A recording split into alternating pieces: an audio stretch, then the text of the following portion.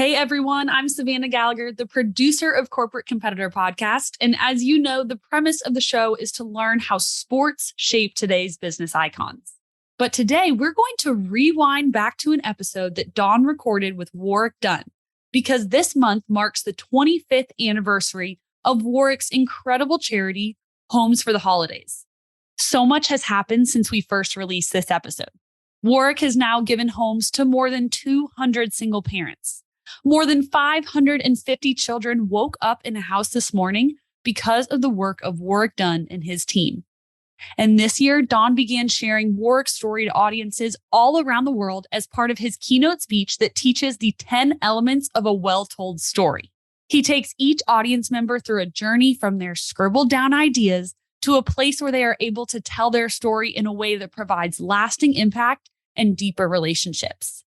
This is the same journey that ultimately led Dawn to a nationally acclaimed speaking career, the writing of 11 New York Times bestselling books, and growing relationships with the greatest team builders of our time. This new storytelling speech is example-driven, using the telling of Warrick's story so you can understand how a well-told story comes to life. If you have a company event coming up and are interested in one of Dawn's in-person or virtual speeches, go to corporatecompetitorpodcast.com/storytelling or click the link in our show notes. You are in for a treat today. This conversation between Dawn and Warrick is one of my favorite episodes because of his candor and his hilarious Bobby Bowden impression.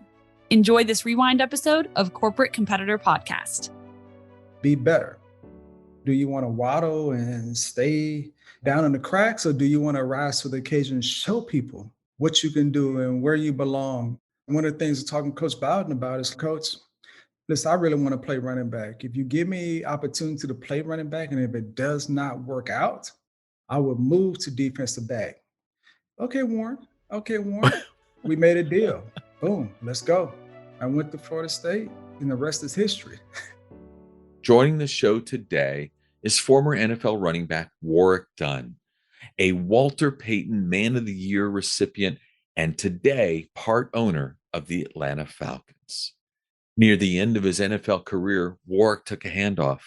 He dove into the line of scrimmage, and when he came out the other side, he had become only the 22nd player in the history of the National Football League to have carried the football for 10,000 yards. That fact is even more amazing if you know that Warrick stands only 5'8" and weighs 178 pounds. By more than 20 pounds, he is the smallest player in the NFL to have achieved the 10,000-yard mark. As awesome as that is, his life story is even better. See, Warrick was born to Betty Smothers, a Baton Rouge police officer. He was the oldest of her 6 children, and he was such a great football player that every major college coach in the South made their way to Betty Smothers' couch to ask if her son would play at their university.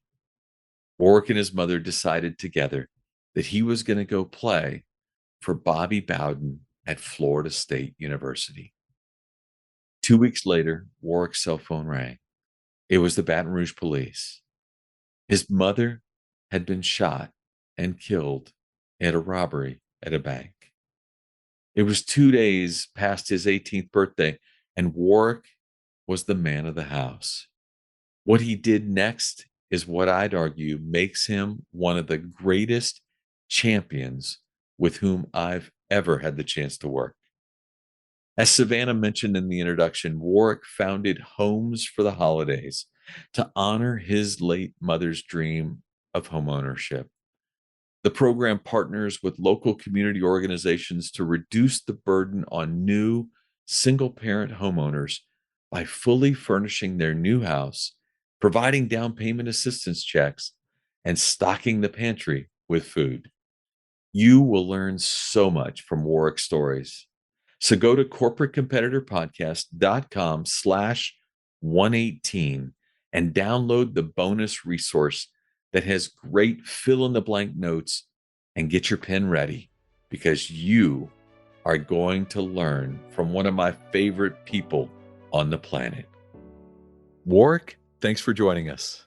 I appreciate you having me, of course. You're my man, so I appreciate you. Buddy, I'm grateful to have you here today. This means more than you might imagine. Telling people the story. You grew up in Baton Rouge, Mhm. 5 younger brothers and sisters. Do you remember the first time you picked up a football? Well, I was 7 years old when I picked up a football. Well, I was probably a little bit younger, but I didn't play organized or I didn't play outside until I was 7. That's when I really started falling in love with the game once I ran around and made a few guys miss. Is that what turned you on? Was that idea that given your size and your shiftiness that you had that ability to make people miss and that was awful fun? Well, starting off, I mean, I was tiny at 7 years old and I was the last guy being picked. After a few games, I was the first guy being picked because they couldn't tackle me. After that success, and as I got a little bit older, when I turned 9 years old, everyone knew that this is the little fast kid. You got to try to see if you can catch him. And I think that's where it all came together. My game just started to like form because you start learning the fundamentals of it and not just running. For the uninitiated, when you say you're learning the fundamentals and it's not just running, people are thinking it's a running back. They hand you the ball, you run. But the truth is, it's about setting up blockers. It's about doing all these other things that allow you to have a little bit more success. Can you share maybe a little of that when you start talking about those early lessons you were learning? Yeah, so early on, I would get the ball, you just run. You just make people miss. And it was like, wow, he can make people miss. But when you're playing organized football, you have guys up front, you have receivers and those things. So you just can't grab the ball and just start running. So I started to really learn a little bit more distance and placement. We were calling audibles when I was 11 years old at the line of scrimmage. I didn't lose a little league game. We used to average 59 points a game. It really just expanded my vision, my understanding of the game. It made me think about more than just myself. I had to learn patience, setting up my blocks. Let's make it easy. If these guys up here block, I should just run through this hole. If I have to make somebody miss that's down the field, I can do that. I just think I learned that patience and really trust the guys early on up front. That's awesome. At Catholic High, you led that team to its first ever appearance in the state championship game as a sophomore. But in that game, you started as a fullback, right? Yeah, I did. How good must the running back have been if you were the fullback? Well, he was a high school All American as well. But it's crazy because I started in the state championship game at fullback. But I know in the semifinals, I moved to fullback because they felt like I was an added weapon for them offensively to really try to control the clock. We ran football efficiently. I was so small, I can go through the cracks. And listen, I was 130 some pounds sophomore year. Just imagine trying to squeeze through those little cracks and breaking tackles. I mean, they couldn't see me. There's an advantage to not being able to be seen, right? Yes, sometimes you can hide behind people. Yeah. So, senior year, you have offers from all kinds of schools, but you choose Florida State. Yeah. Tell me why. Well, my senior year, because I was an option quarterback, everyone wanted me to play defensive back. And I'm just like, I don't want to play defensive back. I want to score touchdowns. I don't want to hit people. When I went to Florida State, they recruited me as defensive back. Mickey Andrews wanted me to play defense. He was like, man, you could be the next Deion Sanders. I was like, I don't want to be Deion. I want to be Warrick Dunn because I just believed in myself and my abilities that I can make people miss. So I can play it. Just growing up, I had that chip on my shoulder. So I was confident.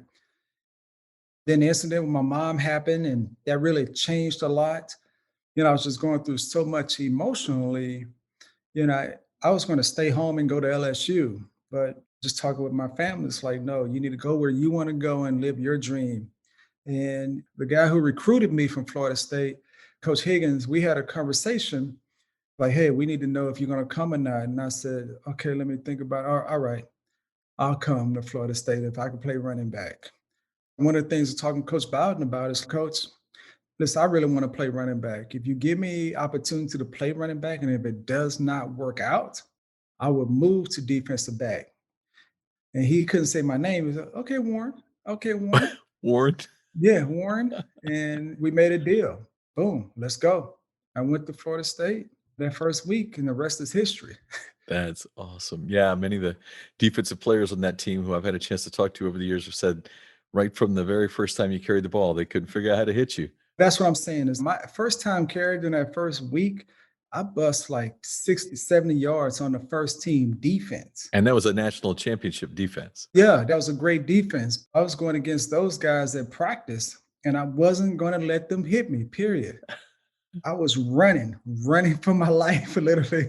And that'd be a good name for a book. You should write that. Yeah, well, let's think about that. You mentioned it briefly earlier. Then you have a really tragic experience. Yeah. You're a senior in high school. You get a phone call. Mhm. Your mother, Baton Rouge police officer, was tragically shot in a robbery sitting outside of a bank. Yep.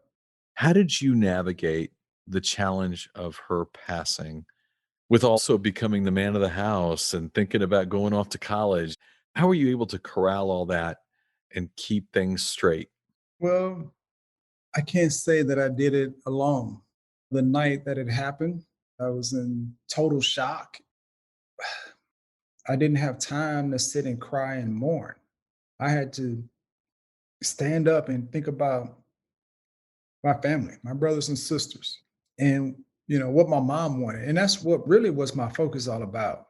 I took the focus off myself and really put it on my brothers and sisters. And that was really like my driving force that just helped me get down the road because I knew I had to be strong for them. And that's the one thing that I think was good in the beginning, but I think over the course of time, that was bad just because I wasn't able to really express myself and mourn in a way that was healthy. When that happened, you try to make the best of the situation and you're still looking for answers. You wonder what's next. But thank goodness we had a good, close knit group of family friends that were there to help support us in the city of Baton Rouge. So tough times, and we got through it all together. And a lot of folks were supportive of you. And I never met your mom, Right. but I've heard you tell a lot of stories about her. And she taught you an amazing lesson about how to handle these kinds of moments, tough moments, even from a younger age. Would you share with us a little bit about that lesson? Well, it's like so many lessons. It's hard to just pick out one. Right. One thing, she was always about challenging yourself to be better. Do you want to waddle and stay down in the cracks, or do you want to rise to the occasion and show people what you can do and where you belong? My freshman year of high school, I was just going to school, just wanted to eat fried chicken, and I wasn't studying, doing anything, and I didn't have the grades to continue to play. So I couldn't play any more football. I was a prop 48 at that time. That's what they called it. And, a lot of other guys were leaving school because I went to a predominantly white all boys school and we had like 9 African Americans on a freshman football team. And majority of those guys left who didn't make the grades. And my mom asked me, what you gonna do? I can't beat you. I can't do anything. It's like, what are you gonna do? Are you gonna prove that you belong, Mhm. that you can show them that this is where you belong? Or I can take you out and we can go to Estruma High School, which was down the street from me. Now I thought about it. I was just like, no, mom, I'll stay. I'll show them that I can make the grades and that I could handle this. And that was it. After that, I started studying because I can tell you that first 9 weeks, I was not bringing books home. I was just enjoying life, just enjoying school because public school was easy for me. Early on, I didn't take school seriously. So after that, I had to start studying. I started just doing those things, and my grades actually came up. I ended up having to go to summer school for the first time in my life, get some credits back. And then after that, started my sophomore year. I had almost a 3.0. Wow. You just needed a framework. And by the way, I love the challenge that she offered you. Yeah. The exit is easy. Yeah. The challenge is where greatness happens. My mom always challenged me to be different and to be better. And that has transpired in other areas in my life. But that particular moment, I have no idea what she's trying to prove. She wasn't trying to take the easy route. She put it right back on me because I had to grow up really fast. And I was like her little man. So we had adult conversations when I was 14 years old. I mean, I was driving across the country. Mhm. So she really relied on me and trust me and my judgment on different issues. So to me, we just had a conversation and she challenged me. I love it. The rest is, The rest is history. yeah. No, the blessing though of having someone who believed enough in you to challenge you as opposed to make it easy for you.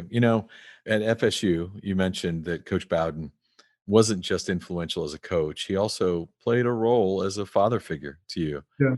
Tell me about that freshman year when he made sure you were surrounded by the right people. Well, when I first went to Florida State, Coach Bowden had an idea. Hey, we know you're dealing with a lot. So, how can we help position you so that you're coming in with the right support? So, he roomed me with Charlie Ward, Heisman Trophy candidate, fifth year senior. I'm a true freshman.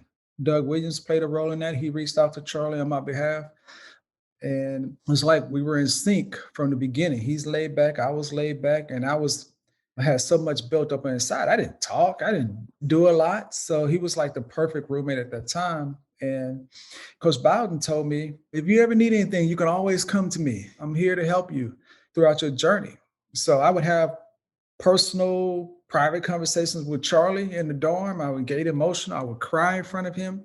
But I would always go to Coach Bowden because he was more of a father figure that I would go and actually talk to him about issues that I had going on with my brothers and sisters. And this is what I'm dealing with at home. And he would use examples to educate me on, this is what I did with my kids. And I wouldn't exactly do what he did, but I took the concept and I tried to apply it. You were essentially parenting your own brothers and sisters. Yeah, I was. I was their guardian. Thank God. I just turned 18 years old 2 days before my mom passing. So they were my responsibility. So I was going to do everything I could to make sure that they were okay. And Coach Bowden really helped with that foundation. But having an open door policy that I can just come and talk to him anytime, I mean, for me, that was just like he was godsend. And again, how great a business lesson is that. A lot of business leaders say open door policy, come talk to me anytime. And the second you get there, they're like, man, I don't have time for that. You're a freshman. What are the odds you're even going to play for us? We're a national championship caliber team. Yeah. Instead, he delivered on his commitment to you. Yeah, well, he was a man of his word. He started every Friday night with a Bible verse that really led into football, and it all connected together. He was just a man of his word, a godly man. And at that time, I was able to surround myself with two godly men that I think God put them in my life to protect me and to guide me until I can actually do some things on my own and guide myself. Now, the joke has been always very funny that by putting you with Charlie Ward, that they could have put a library sign outside of your door because the two of you didn't talk. So it could be silence at all times. Well, I can tell you, we talked a lot. We talked to each other. We had great conversations. And like I said, I used to get emotional because I was able to express myself and just think, I mean, I'm in college. It's parents' weekend my freshman year. Charlie was someone that I can talk to about because it's this senior year. So his parents are going to be there. So he understood what I was missing and what the journey was going to be for me just moving forward. So that was always a tough time, parents' weekend, but just knowing that my mom would never see me physically play, those things that, it was challenging. So I just tried to always represent my family and my mom's name in a positive way. I don't think there's anybody who would argue you haven't done that. At FSU, that freshman year, we mentioned it earlier, national championship. Yeah. You get a chance to have some amazing opportunities during that season, even though, as you said, they didn't recruit you as a running back, but you sure showed people you belonged. What's your best memory? I remember my first game, and I think my first carry against Kansas.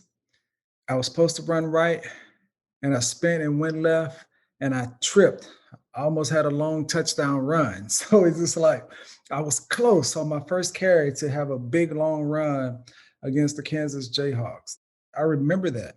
I remember my first touchdown against North Carolina when I went in after Sean Jackson, caught a swing route, and it's just I should make a guy miss and went up the sideline. And I was like, oh my God, first touchdown. I was just in shock. So those things I remember. People talk a lot about, the big run at Florida and all those things. There isn't a Seminole out there that doesn't remember the 73-yard pass reception Yeah. from Charlie against Florida and Steve Spurrier running down the sideline. There's nothing better. Oh, yeah. People love that. But I talk about those other plays that people don't take notice of a lot of times. And I remember playing against Miami my freshman year, and I got a hit in the ribs. Guy hit me, I bounced off, and I kept running, and I picked up a key first down that helped us win the game. I mean, I was in so much pain afterwards, but still the game. It's those little things right there that I actually remember and I cherish because I did play a part, not in just a big game, but it's those little games, those big moments against a Miami or Florida. Those were the difference makers. The funniest one I think that I remember is really when we played Notre Dame in South Bend. Oh, yeah. Coach Bowden called me out at halftime. Warren, you're not in high school anymore. You can't be slipping out there. You know, everybody was slipping. Charlie Warren was slipping. Derek Brooks was slipping. He calling me out. I can't believe this. I went out in the second half and I wanted to prove to Coach Bowden that I'm not going to fall down. And I went out and I had a really good second half. We ended up losing the game, but he challenged me. And I was just like, oh, I'm going to prove to him this is not going to happen. He's not going to call me out again. And he never called me out again, but I guess he was looking for a spark in the team or something, but he called me out. Warren, you can't be slipping on a kick. I was like, what? My favorite part is you have maybe one of the better Bobby Bowden stories I've heard. And the idea that you keep calling yourself Warren is even better. Oh, yeah. No, that's what he called me. Warren or 28. 28. At 2-8, he would say 2-8. He didn't say 20. He said at 2-8, Warren, get that 2-8 that ball. Okay, yeah. I love it. So you have a great freshman year. We talked about it, national championship. Yep. But then you go on and you become the first running back in the history at FSU, a really storied program, to have 3 consecutive 1,000-yard seasons. And you become the 12th pick of the NFL draft. Right. 12th pick of the entire draft. Tony Dungy becomes your coach. Yeah. Take me back to discovering that you're going to play for Tony Dungy. Well, the Bucks at that time, they were new head coach the year before. And now they're starting to turn the corner a little bit, doing a recruiting process. Coach Dungy was like, would you want to come play in Tampa? I was like, sure, yeah, I'll come play in Tampa. What are you talking about? Yeah. When they interviewed me, it's like, what do you do best? I said, I score touchdowns. That was your answer to him? Yeah, that was my answer. I score touchdowns? I score touchdowns. I was confident. I just needed an opportunity. Yeah. I remember on draft day getting a phone call. I was in Baton Rouge with my brothers and sisters, and I wanted to share this moment with them. And I had to wait a few hours. I got the phone call, and when I hung it up, I was like, man, it's finally over. And I just took off from the front room, went into the back bedroom, into the room I was supposed to be staying in, and I dove on the bed. It was like, oh my God, it's over. Thank God. But most importantly, I was with my brothers and sisters. I was with my family because we were on a journey together. Coach Dungy, the way he was as a man and what he taught me and the relationship that I built with him, that trust, he helped me a lot, him and his family. So I'm thankful. And his wife, Lauren, was just such a great partner to you as well with your brothers and sisters and offering advice as a parent. Yeah. I love it. So you had such a great college experience, amazing coach, Bowden. Mm-hmm. Now you get an amazing NFL coach, Dungy, who just sets so many bars for those who play for him that you can't wait to try to please him. Right. Tell me, what was that like? Give me a Tony Dungy story about trying to make sure that you didn't let him down. Well, Coach Dungy, he was a guy, he didn't yell, didn't curse. I mean, when he got upset, you knew that it was real. And he didn't treat us like little boys. I mean, he treated us like men. The expectation he set for all of us as individuals is, it's not about the game of football. It's about life. What type of life do you want to live? What type of impact that you want to have off the football field? Because it just can't be about football. It has to be more than that. Having that opportunity to listen to him as a rookie, to challenge you to be more than just an athlete and have an impact in the community, make a difference. If it wasn't for him, I probably wouldn't be doing what I've done over the years, but I mean, he's heaven sent, seriously. He is definitely that, because he does. He says, go do something good. And you didn't just think, oh, I'll go bag groceries or give away turkeys. Yeah. You said, I'm going to go find people like my mom and I'm going to help them get a home. Yeah. Your mother had never owned a home. Here's this opportunity for you in your rookie year to begin a charity called Homes for the Holidays. Yep. Tell me about the beginning days, that first time you get to dangle keys and say, today you live my mother's dream. Well, honestly, when I started that, I went back and forth about what I really wanted to do and what type of impact that I wanted to make. But I wanted something that I could be passionate about, something that I can really get behind. So I thought about my mom and her journey. And I know it's a lot of other women that are going through something similar. Mm. Stephanie Wilder, who was community relations at the time with the Buccaneers, I told her about the idea and we worked it out. And that Thanksgiving, we did 3 homes in that one day. Wow. Yeah, yeah. Honestly, I had no idea what I was doing. I just wrote the check myself. I paid for all this stuff myself. We didn't have an errands or those things. We had a small family-owned furniture partner that helped us with the furniture. And I just took it for granted. I handed the keys over. I was like, okay, you're emotional. I mean, I'm just happy to help you. It's great. Boom. But it really hit home when I watched the news later that night. I was like, wow, man, that is life changing. I want to do that again. But I got to go home because that's where it all started. The next year I was like, we got to do this again, but we can do it in Tampa, but I got to go home to Baton Rouge, Louisiana. And you know, the rest is history. So So watching the news was when you first really fully appreciated, even in the experience of those three mothers and handing the keys, yeah, you didn't fully appreciate it until you saw it that night. yeah, I think it's just the way the story was told, and you saw the reaction. Because when you're there, you can see the reaction. But again, I was still so emotionally detached because I was a guy. I went out in Tampa. I could go hang out and party or whatever, but I never smiled. I didn't drink. I didn't really enjoy myself. You just going along the motions, right? Just moving, not necessarily living. Mhm. Even though this is something I wanted to do for my mom, I wasn't like really enjoying the experience. And it took years before I would really understand that I was using this program as therapy. Mm.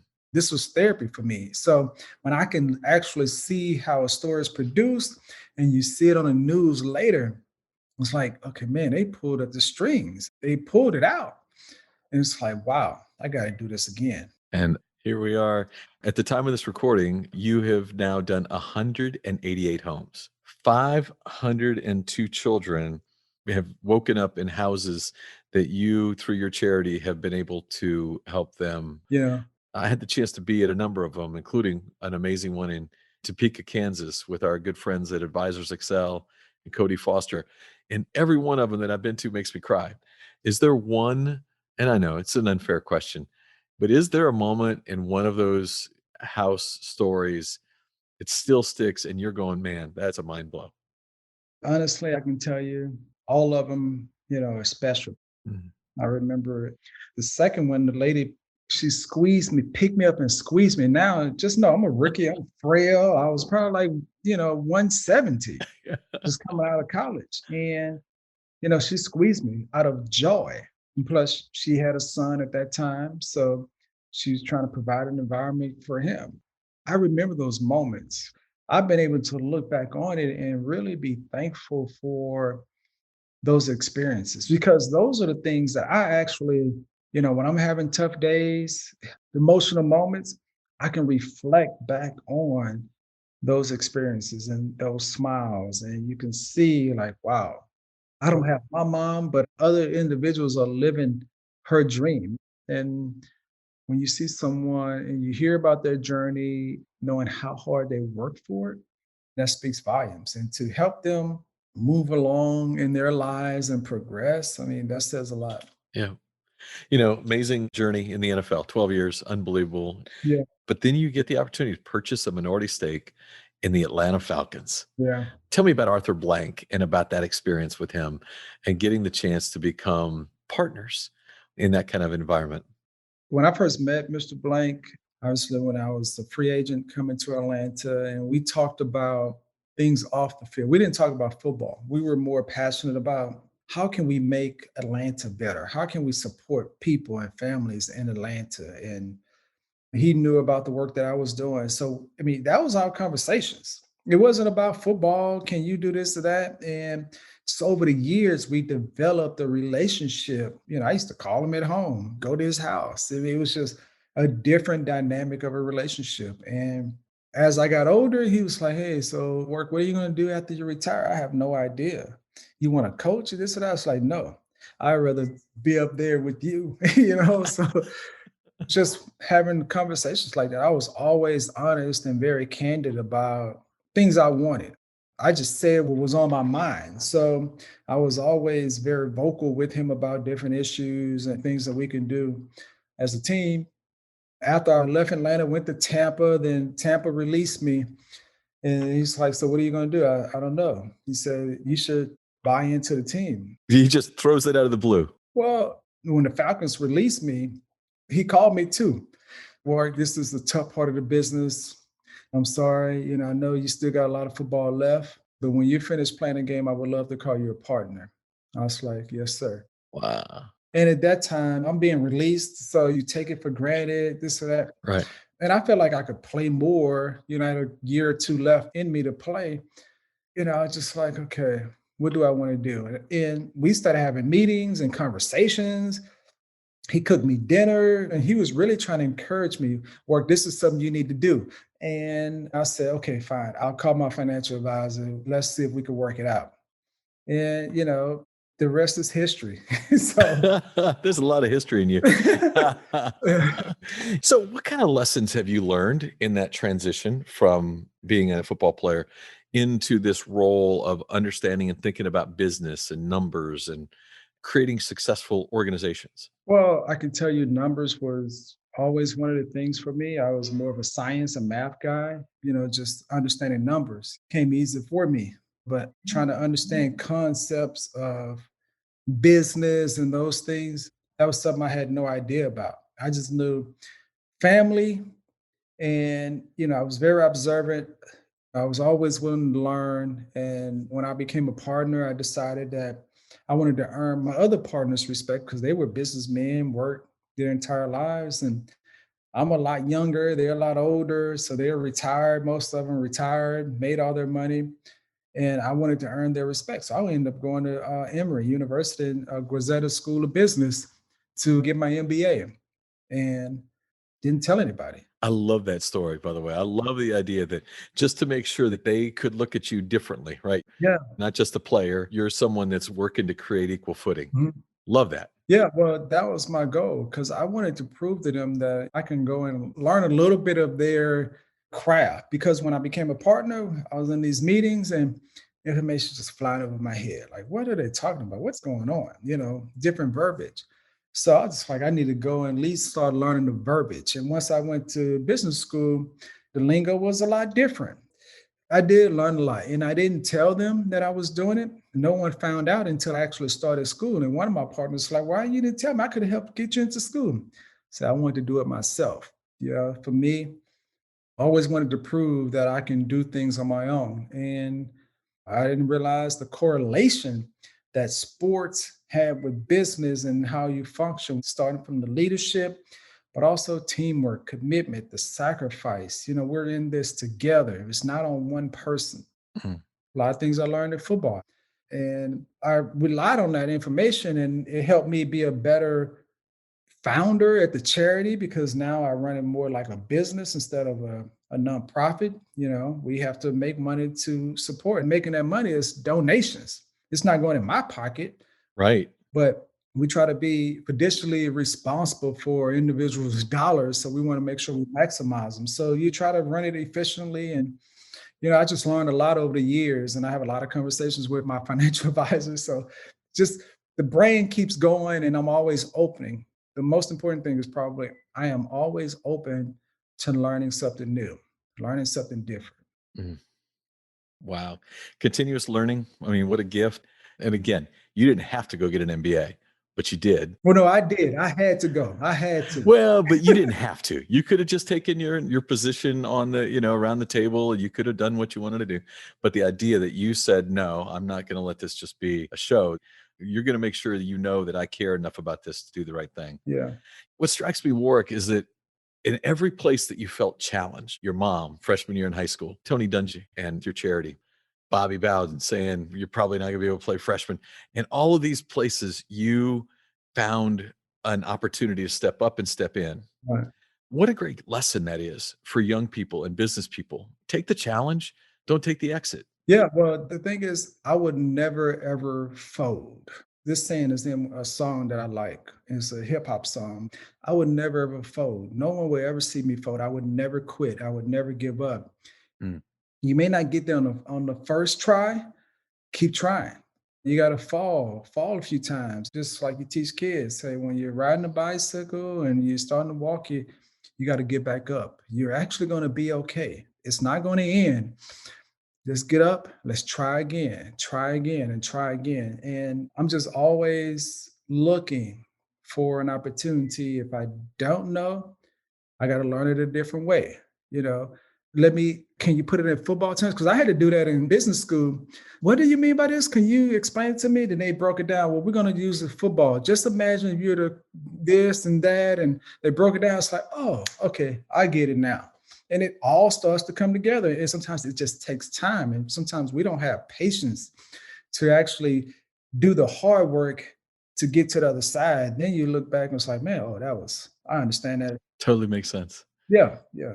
A lot of people, a lot of athletes, a lot of celebrities, they have a charity, they establish something, but then they stop playing or whatever, and the charity kind of goes away. Yeah. Yours has continued to blossom. Why? Why do you think that is? I enjoy what I do. It's not a job. I don't do it for money. I don't make any money. I mean, I've probably given way more money than my financial advisor is wanting me to give to the charity, because it's just giving money away to nonprofits. I don't feel like it's a job. I'm passionate about it. I love helping people. And I think now that's what people see me as, oh, this is the guy who helps. They think I give away homes. I don't give anyone anything. No one gave me anything. I had to work for it. And that's what I expect from families that we work with, individuals. I can't give you anything. If you work for it, I'm here to help you. I'm going to push you down the road. Maybe I need to walk through it with you so that you understand. But I like the fact that I could see life-changing moments, that you can actually impact a family in a way that is life-changing forever, creating stability, home ownership, breaking generational poverty. I mean, that's what it's all about. Remembering where I came from and what I didn't have and the struggles that we had growing up. When you moving forward, I just think that says a lot, that we can grow. Warrick Dunn, thank you for being Warren Dunn. Warren Dunn, thank you for being a corporate competitor. Thank you for being extraordinary as a human and a role model for so many of us, myself included, and for all of us to learn how to choose better over bitter. God bless you, buddy. I appreciate it. I mean, bitter is not going to get you anywhere, but if you can look on the bright side and knowing that you have opportunity to be better, go that route, and the rest is history. If you want to read more about Warrick's journey, check out the book we wrote together titled Running for My Life. In that book, you will read the story of what I think is the most incredible thing I have ever had the opportunity to witness. Warrick went back to the prison where the man that killed his mother sat on death row, and he forgave him. Thank you for listening to this Rewind episode. Until next week, I appreciate you. If you could share one habit, one thing you've done consistently that allowed you to separate yourself from your competitors, what would it be? In my 30-year career, 2,500 of the greatest athletes, coaches, and leaders answered that question for me.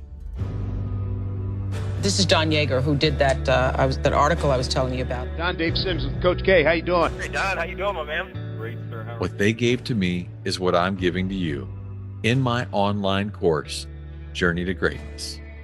Through engaging storytelling and on-demand videos, you will learn the 16 habits that will jumpstart your personal growth. I will instruct you on how to apply these winning characteristics to your life through custom workbook exercises. We are slashing the price for our podcast listeners. Lifetime access to Journey to Greatness is normally $399, but for our podcast listeners, it will be $49 with the code podcast at checkout. Click the banner on corporatecompetitorpodcast.com to enroll. Thanks for listening to the show. I would be so grateful if you left us a rating and a review. We will be rolling out a new episode every Wednesday. To be the first to listen, subscribe to the podcast on our website, corporatecompetitorpodcast.com. Plus, as a thank you gift, you will receive a free chapter from one of my best-selling books on the habits of high-performing teams. Stay in touch by connecting with me on social media at Don Yeager, Yaeger, on Twitter, Facebook, Instagram, and LinkedIn. Until next week, I appreciate you.